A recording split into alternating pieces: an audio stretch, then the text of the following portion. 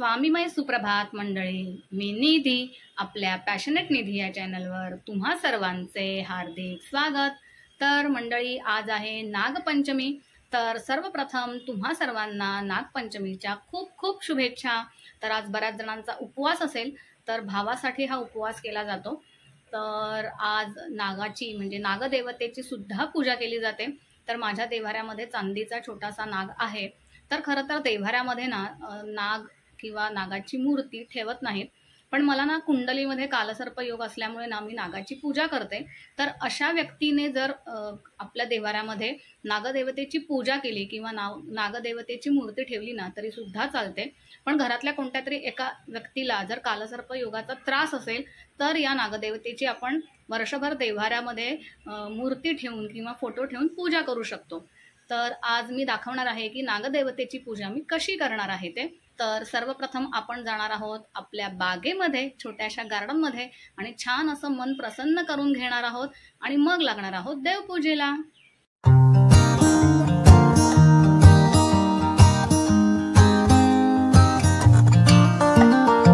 तर ही आहे माझी छोटीशी बाग आणि हे बघा, छान असं पांढऱ्या रंगाचं जास्वंदीचं फूल हे आता उमलायला आलेलं आहे। 2 फुलं आहेत। काल खरं तर श्रावणी सोमवार होता, तर मी वाट बघत होती की कळ्या आलेल्या, त्याच्यामुळे कदाचित उगवेल, पण नाही उगवलं। पण ठीक आहे, चला, गोकर्णाचं तर माझ्याकडे पांढऱ्या रंगाचं फूल उमललेलं होतंच, त्यामुळे ते मी पूजेसाठी घेतलं। तर आता ही 2 फुलं मला वाटतं संध्याकाळी उमलतील। तर मग संध्याकाळी मी प्रदोष काळामध्ये पुन्हा पूजा करेन, नागदेवतेला सुद्धा वाहीन आणि भगवान शंकरांच्या पिंडीवर सुद्धा वाहीन। तर छान अशी गार्डनमधली माझी इथे छोटीशी टूर झालेली आहे, मन प्रसन्न झालेलं आहे।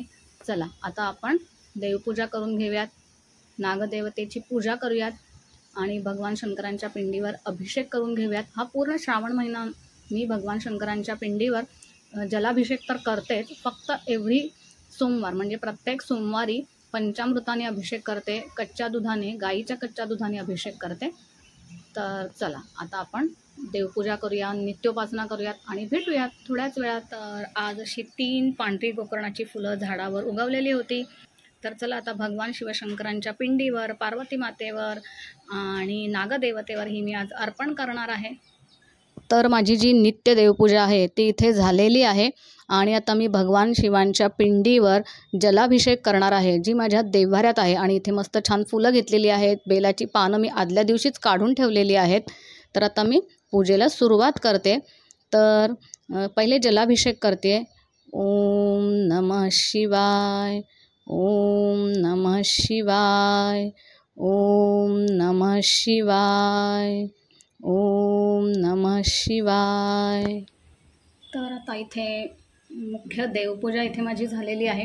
मस्त गोकर्णाची फुलं घातलेली आहेत, बेलाचं पान वाहिलेलं आहे, भगवान शंकरांच्या पिंडीवर छान अभिषेक झालेला आहे।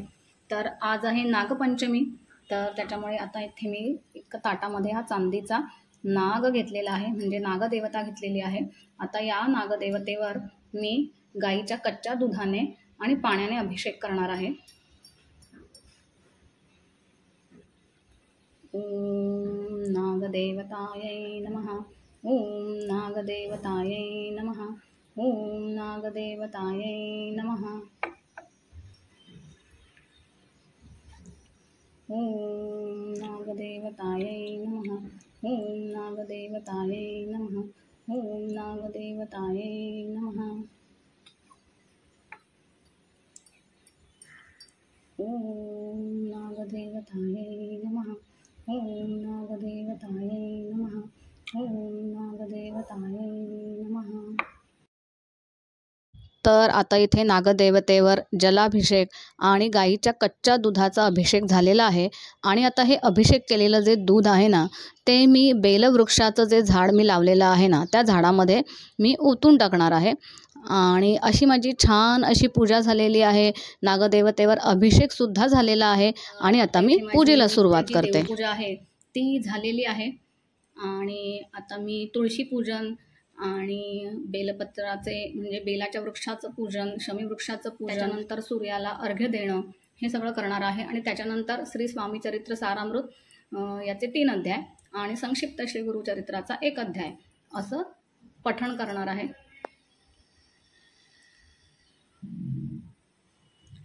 तर दिव्यामध्ये बघा तुम्हाला दिसतेय का काजळी, एकदम सुंदर असं जास्वंदीसारखं फूल आलेलं आहे। म्हणजे असं म्हणतात की देवाला आपली जी पूजा आहे ती मान्य होते आहे, ती आवडते आहे।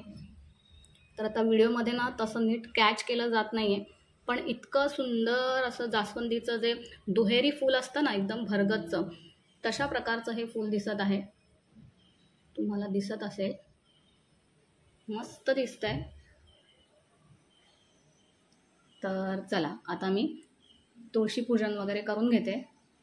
तर आता बघा संध्याकाळ झालेली आहे आणि जास्वंदीची ही पांढरी फुलं उमललेली आहेत। तर चला आता भगवान शिवांच्या पिंडीवर आणि नागदेवतेवर मी हे आता अर्पण करणार आहे।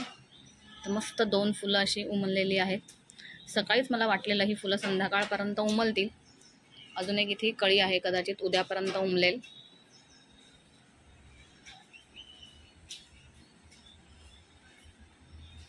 आणि मस्त चिमण्या इथे येतात, चिवचिव करतात, पण कधीच ना मला कॅच करता येत नाही। जराशी पण चाहूल लागली ना की त्या लगेच उडून जातात, पण छान वाटतं त्यांचा आवाज, चिवचिव चिवचिव। तर मंडळी आता झालेली आहे संध्याकाळ, म्हणजे प्रदोष काळ सुरू झालेला आहे आणि आता मी करणार आहे, सकाळी तर मी रोज जलाभिषेक करते शिवपिंडीवर आणि संध्याकाळी प्रदोष काळात सुद्धा करते। त्याचप्रमाणे सकाळी मी नागदेवतेवर दुधाने अभिषेक केला होता, तर आता संध्याकाळी पण करणार आहे। आणि आता संध्याकाळच्या प्रदोष काळामध्ये सर्वप्रथम मी करणार आहे शिवपिंडीवर जलाभिषेक, तुम्हाला दाखवते मी आता। आणि त्याच्यानंतरचं जे शूटिंग आहे ना ते किट्टू करणार आहे आणि मी तुम्हाला नागदेवतेची पूजा प्रदोष काळामध्ये कशी करणार आहे ते सगळं दाखवणार आहे। तर चला आधी मी दाखवते की शिवपिंडीवर मी कसा अभिषेक करणार आहे प्रदोष काळामध्ये ते। तर आता कॅमेरामन कोण असणार आहे? किट्टू, येस।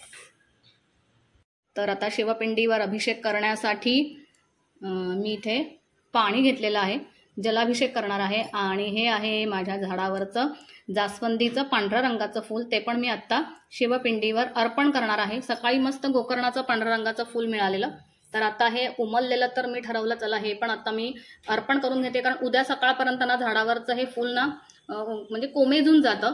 तर म्हटलं चला मी आता शिवपिंडीवर अर्पण करते। तर चला मी आता दिवा लावून घेते आणि पुढच्या पूजेला सुरुवात करते।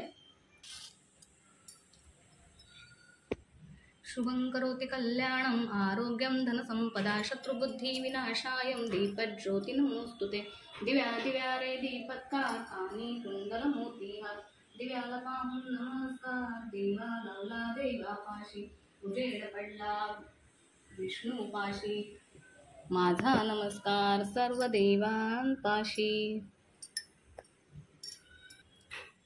ओम नमः शिवाय, ओम नमः शिवाय, ओम नमः शिवाय। सौराष्ट्रे सोमनाथं च श्रीशैले मल्लिकार्जुनम्, उज्जैन्यां महाकाल ओंकारम् अमलेश्वरं, परल्यां वैद्यनाथं च डाकिन्यां भीमशंकरं, सेतुबन्धे तु रामेशं नागेशं दारुकावने, वाराणस्यां तु विश्वेशं त्र्यम्बके गौतमी तटे, हिमालये तु केदारं घृष्णेश्वं तु शिवालये, एतानि ज्योतिर्लिङ्गानि सायं प्रातपठेन्नरः, सप्तजन्मकृतं पापं स्मरणेन विनश्यति। इति श्रीद्वादशैर्ज्योतिर्लिङ्गानि स्तोत्रं सम्पूर्णं सम्पूर्णं सम्पूर्णम्। ॐ नमः शिवाय, ॐ नमः शिवाय, ॐ नमः शिवाय, ॐ नमः शिवाय, ओम नमः शिवाय। तर आता इथे माझी शिवपिंडीची प्रदोष काळातली जी काही पूजा आहे, जलाभिषेक आहे, तो पूर्ण झालेला आहे। तर आता आपण नागदेवतेची पूजा करूयात। तर आता नागदेवतेची पूजा करण्यासाठी मी इथे पूर्ण तयारी करून घेतलेली आहे। तर पूजेसाठी सर्वप्रथम लागणार तो म्हणजे हा नाग। तर ही नागदेवता ही माझ्याकडे चांदीची आहे आणि मस्त असा फणा काढलेला नाग आहे, छान आहे। तर ही आहे नागदेवता। त्याच्यानंतर इथे मी तुपाचा दिवा बनवून ठेवलेला आहे, जलाभिषेक करण्यासाठी पाणी घेतलेलं आहे। आणि ना शिवपिंडीवर आणि नागदेवतेला ना आपण कधीही कुंकू वाहत नाही, त्यामुळे मी इथे घेतलेलं आहे अष्टगंध। त्याच्यानंतर इथे गाईचे कच्चे दूध आहे अभिषेक करण्यासाठी, आणि हे जे दूध आहे हे नागदेवतेला नैवेद्य दाखवण्यासाठी, आणि खडीसाखरेचा सुद्धा मी नैवेद्य दाखवणार आहे. आणि इथे आहे पळी पंचपात्रीमध्ये पाणी घेतलेलं आहे जलाभिषेक करण्यासाठी, पाणी जास्त लागलं तर. त्याच्यानंतर दिवा प्रज्वलित करण्यासाठी इथे मी घेतलेली आहे माचीस. आणि महत्त्वाचं ते म्हणजे हे आहे गोमेट. तर तुम्हाला माहिती आहे का मंडळी गोमेट? कोणाकोणाला माहिती आहे मला कमेंट बॉक्समध्ये नक्की लिहून पाठवा, नक्की कमेंट करा.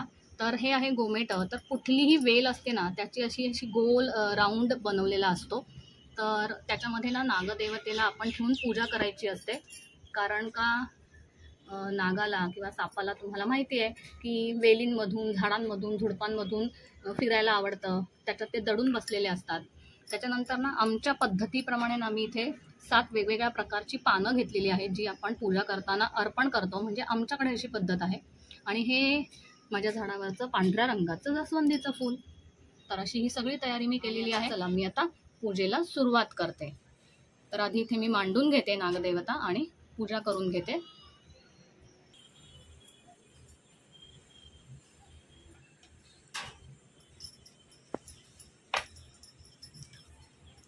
तर हे आहे गोमेट. तर हे बघा, ही ना पूर्ण पानांची ना वेल असते.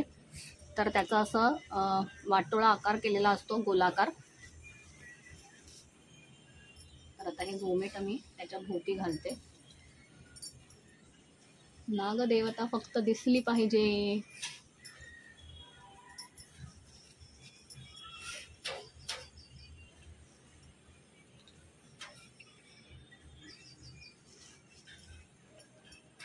दिसतंय का नागदेवता? हो दिसतंय ना मम्मा. आमचा नागदेवता खूप छोटा आहे. दिसतंय ना? हो. ओके. ओम नागदेवतायै नमः. ओम नागदेवतायै नमः. ओम नागदेवतायै नमः. अनंतं वासुकीशेषं पद्मनाभं च कम्बलं शङ्खपालं धृतराष्ट्रं च तक्षकं कालियं तथा एतानि नवनामानि नागानां च महात्मनां सायंकाले पठे नित्यं प्रातःकाले विशेषतः तस्य विस्य भयं नास्ति सर्वत्र विजयी भवेत् इति श्रीनवनागस्तोत्रं सम्पूर्णं सम्पूर्णं सम्पूर्णम्. ओम नागदेवतायै नमः. ओम नागदेवतायै नमः. ओम नागदेवतायै नमः. हे नागदेवता आम्हा सर्वांचे, आमच्या कुटुंबियांचे, सगळ्यांचे रक्षण कर, कल्याण कर. तर आता नागदेवतेवर जलाभिषेक झाल्यानंतर नागदेवतेला इथे मी अष्टगंध लावत आहे. नागदेवतेला किंवा शंकरांच्या पिंडीवर कधीही कुंकू वाहत नाहीत किंवा कुंकू लावत नाहीत. तर आता अष्टगंध लावून झाल्यानंतर मगाशी सांगितल्याप्रमाणे मी 7 पानं इथे काढून ठेवली होती. तर ती आता मी नागदेवतेला वाहत आहे. त्यानंतर माझ्या झाडाचे जास्वंदीचे पांढरे फूलसुद्धा इथे वाहून झालेले आहे. आणि छान असा नमस्कार केला, नागदेवतेला प्रार्थना केली. जो पण काही त्रास असेल, काही कष्ट असतील तर ते सगळ्यांचेच निघून जाऊ देत. छान असा साजूक तुपाचा दिवा मी इथे लावलेला आणि त्याच्याने ओवाळलं छान. उदबत्तीने धूप दीप दाखवला आणि छान अशी माझी ही नागदेवतेची पूजा संपन्न झाली. मस्त प्रदोष काळामध्ये ना बऱ्याच सेवा कराव्यात जेणेकरून ना आपल्याला त्याचे म्हणजे बेनिफिट मिळतं. तर छान असा दुधाचा म्हणजे गाईच्या कच्च्या दुधाचा आणि खडीसाखरेचा इथे मी नैवेद्य दाखवलेला आहे नागदेवतेला. आणि ही सगळी पूजा मी कुठे केलेली आहे तर मी ज्या कुंडीमध्ये बेलाचे झाड लावलेले आहे, बेलाचा वृक्ष लावलेला आहे ना, त्याच्याच बाजूला मी पार्थिव शिवलिंगाची सुद्धा पूजन करते. त्याचप्रमाणे इथे मी नागदेवतेची सुद्धा पूजा केलेली आहे. तर नागाची जी पूजा आहे ना, म्हणजेच नागदेवतेची जी पूजा आहे ना, ती अशीच झाडाझुडपात करावी जेणेकरून त्यांनासुद्धा म्हणजे त्यालासुद्धा खूप छान वाटेल. तर अशीच मी झाडाझुडपातच इथे मी पूजा केलेली आहे. आणि मस्त अशी छान माझी पूजा इथे संपन्न झालेली आहे आणि इतकं छान वाटतं आहे की नाही. तर मी ना ही पूजा दरवर्षी नागपंचमीच्या दिवशी आवर्जून करते. कारण माझ्या पत्रिकेमध्ये ना कालसर्प योग आहे. तर ज्यांना पण कालसर्प योग असेल ना, तर त्यांनी नागपंचमीच्या दिवशी आवर्जून नागदेवतेची पूजा करावी किंवा प्रत्येक सोमवारी या नागाची आपण पूजा केली पाहिजे. तर अशी छान माझी ही पूजा झालेली आहे. मस्त खूप छान वाटतंय. याच नागपंचमीच्या दिवशी ना बऱ्याच बहिणी आपल्या भावासाठी उपवास करतात. कारण का ना हा उपवास नागदेवतेसाठीच असतो असं म्हणतात. कारण नागाला प्रत्येक बहिणी या भाऊ मानतात आणि आपल्या संरक्षणासाठी ही नागदेवता आवर्जून येणार या आशेने आणि या कल्पनेनेच हा उपवास केला जातो. म्हणून या दिवशी आपल्या भावासाठी उपवास करावा असं म्हटलं जातं. तर भाऊ म्हणजे कोण, तर नागदेवता. इथे छान असं पार्सल आलेलं आहे. तर हे पार्सल कोणी पाठवलेलं आहे, तर आईने पाठवलेलं आहे. नंदू तिथूनच घेऊन आला आहे पार्सल. तर आता हा एक डबा आहे स्टीलचा. त्याच्यानंतर बापरे किती डबे पाठवलेले आहेत. त्याच्यानंतर हा एक मोठा डबा आहे. तर आधी मी ओपन करते काय आहे डब्यामध्ये. वाव, तर आता डब्यामध्ये आईने पाठवलेले आहेत 4 मोदक. आज आहे नागपंचमी, तर त्याच्यामुळे मग आईने मोदक करून पाठवलेले आहेत. आमच्याकडे मोदक करतात नागपंचमीला आणि ना याला लात्या म्हणतो आम्ही. म्हणजे जे मोदकाची उकड असते ना त्याच्यापासूनच या लात्या बनवतो. म्हणजे छोटी भाकरीसारखी अशी उकडलेली चपाती. आणि आता ही भाजी, थांबा जरा मी भाजी ओपन करते आणि दाखवते तुम्हाला. आणि ही आईने पाठवलेली आहे फ्लॉवरची भाजी मस्त. तर फ्लॉवरची भाजी आणि 4 मोदक आणि 3-4 लात्या असं पाठवलेलं आहे. डाळ भाताचा कुकर मी ऑलरेडी लावलेला आहे. कारण आमच्याकडे ना नागाची पूजा व्हायच्या अगोदर आहे ना सगळं जेवण शिजवून घेतात. तर मग त्याच्यामुळे ना मी प्रदोष काळामध्ये नागदेवतेची पूजा केली, तुम्हाला आत्ताच दाखवलं मी. तर मग त्याच्या आधी कुकर लावून घेतलेला आणि हे छान असं पार्सल आईकडून येणारच होतं. त्यामुळे फक्त डाळ भाताचा कुकरच मी लावला होता. तर चला आता आम्ही हे खाऊन घेणार रात्री. तर आता हे मी इथे काय बांधून ठेवलेलं आहे, तर एक कळशी आहे, एक छोटं सूप आहे आणि एक मोठं सूप आहे. तर सोसायटीचं मंगळागौरीचं फंक्शन आहे, तर त्याची प्रॅक्टिस आजपासून सुरू होणार आहे. तर त्याच्यामुळे मी आता 9 ते 10 अशी 1 तास ही प्रॅक्टिस असणार आहे. तर चला अजून 10 मिनटं आहेत. मी आता 10 मिनटाने निघेन प्रॅक्टिससाठी. तर हे मी बांधून ठेवलेलं आहे. जे मंगळागौरीसाठी जे प्रॉप्स लागतात, प्रॉपर्टी लागते, ते सगळं ह्याच्यामध्ये ठेवलेलं आहे. आणि मग आल्यानंतर आईने पाठवलेला मेवा आहे तो आणि डाळ भात आम्ही जेवून घेणार आहोत. तर आत्ताच आम्ही आलेलो आहोत मंगळागौरीची प्रॅक्टिस करून. तर हे बघा हे सगळं सामान पुन्हा एकदा परत रिटर्न घेऊन आलेलो आहोत. आणि मस्त छान झाली प्रॅक्टिस. तिकडचं शूटिंग मी घेतलं नाही कारण प्रत्येकाला आवडेल नाही आवडेल. प्रत्येकजण असं टी-शर्ट ट्रॅक पॅन्टवर आलेलं, तर मग ते बरं वाटत नाही. तर न सांगता तर आपण कोणाची शूटिंग नाही घेऊ शकत. पण खूप छान झाली प्रॅक्टिस, हो की नाही किट्टू? किट्टू पण होती आणि किट्टूला पण एक स्टेप मिळालेली आहे की नाही? कोणती मिळाली? गाठोडं. येस, तर किट्टू पण त्या मंगळागौरीच्या पूर्ण डान्समध्ये. सूपाचं तर आम्ही ठरवलं आहे, छोटं सूप आहे. तर एक म्हणजे सूप हे प्रॉप घेऊन पण एक स्टेप तिला देणार आहोत असं माझ्या डोक्यात आहे. बघूया जेव्हा ती स्टेप येईल तेव्हा आम्ही ठरवू. पण गाठोड्याची स्टेप करण्यासाठी किट्टूला सिलेक्ट केलेलं आहे. तर आमच्या मोठ्यांच्या मंगळागौरीच्या सेलिब्रेशनमध्ये डान्समध्ये किट्टू सुद्धा असणार आहे, हो की नाही? आणि चला आता आम्ही दमलेलो आहोत. पटकन इथे जेवणाची तयारी केलेलीच आहे आणि नंतर माझ्या लक्षात आलं अरे व्हिडिओचा एंडच नाही केलेला आहे. तर त्याच्यामुळे आता मी एंड करते आहे. तर चला. आणि आज खायला मोदक पण आहेत. येस, ते मी दाखवले मगाशी की पार्सल कुठून आलेलं आहे. आऊकडून आलेलं आहे पार्सल मोदकांचं. तर चला याच नोटवर मी आता माझ्या व्हिडिओचा एंड करते आहे. याचा व्हिडिओ तुम्हाला कसा वाटला नक्की कमेंट करून सांगा. व्हिडिओ आवडला असेल तर व्हिडिओला लाईक करा, शेअर करा आणि माझ्या चॅनलवर जर तुम्ही नवीन असाल तर सबस्क्राईब करायला मात्र विसरू नका. तर पुन्हा भेटूयात अशाच एका नवीन व्हिडिओमध्ये नवीन माहितीसह. तोपर्यंत काळजी घ्या, सेफ रहा अँड बाय बाय.